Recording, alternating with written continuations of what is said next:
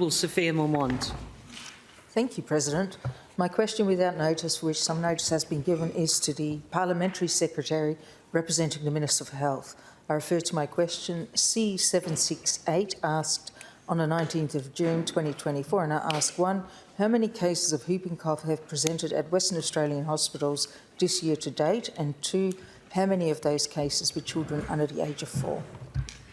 Parliamentary Secretary for Health. Thank you, President. I thank the honourable member for some notice of the question. The following has been provided by the Minister for Health. 1, 27 have been hospitalised. 2, 16 were hospitalised.